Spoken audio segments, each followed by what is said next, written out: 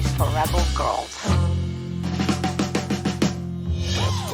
Hi, Rebels. This is Goodnight Stories for Rebel Girls, the interview. I'm your host, Anna, and today we're talking to skateboarder, surfer, and social media star, Brooklinn Khoury. She narrated the story of athlete, author, motivational speaker, and burn survivor, Turia Pitt. If you haven't heard that episode yet, you might want to do that first. Hi, Brooklinn. It's so nice to meet you. Can you please introduce yourself? Hello, I'm Brooklinn Khoury. I'm 24 years old, and I'm a skateboarder and a surfer living in Los Angeles. Nice. How did you first get into skateboarding? My parents did banners and stickers when I was growing up, so they would get skateboards sent to them through the companies that they would work with. And I always had an interest in it, but never had enough courage to go and do it at a skate park. So I would practice on the street when I was little, just kicking and, pushing and just skating around. And I always used to tell my neighbors, I'm going to skateboard when I grow up. And I actually joined the surf team in high school, and a kid that used to make fun of me fell skating, and I used that as ambition to go and skate better than him. So I actually went to the skate park that day, and I watched people skate and I watched people fall, and then I learned how to do it based on them. So I basically taught myself in high school, and I've been doing it since, so about 5 years now. The end of high school, senior year. That's really cool. Do you have a favorite skateboard trick? My favorite trick. I really like doing anything that airs out of a bowl. So a finger flip, a finger shove.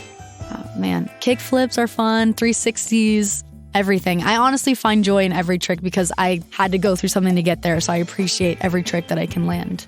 That's awesome. You post a lot of skate content online, but you also post a lot about your recovery journey. Can you tell us about how you got hurt and what it took to get better? So November 3rd of 2020, I was attacked by a dog, and I was injured very badly from that.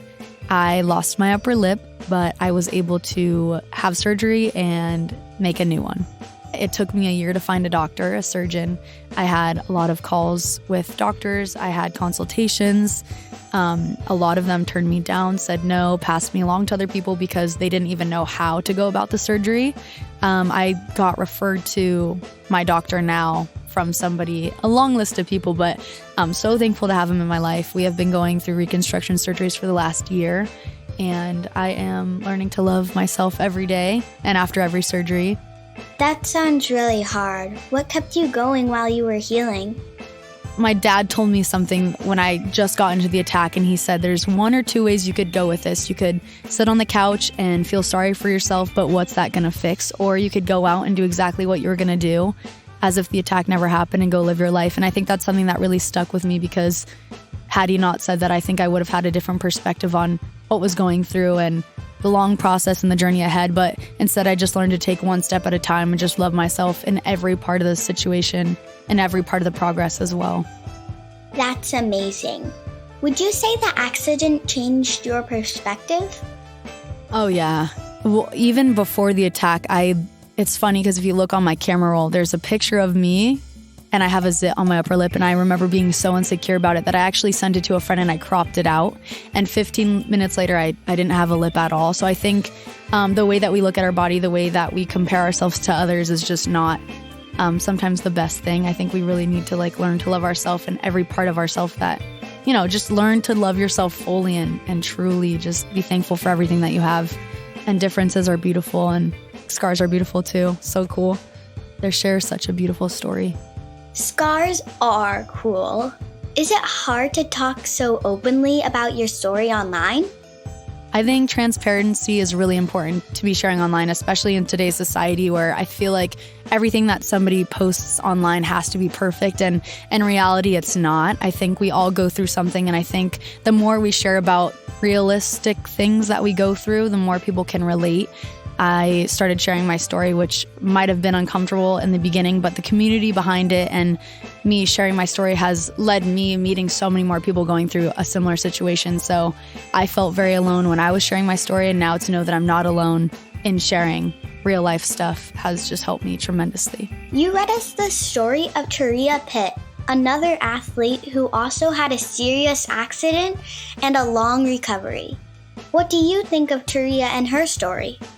A very powerful, strong, determined woman that is so ready to fight back after something so terrible happened. She's inspired me. I didn't really know of her story much before this, and now that I do, I'm going to definitely do a deep dive into it. I think people like that are so special in society because it just shows that you could be going through something so small, but there's always someone going through, a much bigger thing. But it's the way that you shift your mindset to be like, I'm gonna do something. It takes such a strong-minded person to do it. So her story is incredible, and I think she's amazing. I think so too. Okay, last question. What makes you a rebel girl? I think going against society's vision of beauty and trying to recreate and be confident in the new version of beauty that I have now, and just learning to love myself makes you a rebel girl. Just learning to love yourself regardless of what anybody thinks, regardless of anything that you're going through. I think it shows a lot of strength, and beauty is not definable. Everyone's so beautiful in their own way. So I think a rebel girl is someone who recreates beauty and learns to love themselves. Ooh, I'm gonna remember that one. Thank you for talking with us, Brooklinn. Thank you so much. And thank you for listening. Remember, rebels, you are strong and you are beautiful, inside and out. Stay rebel.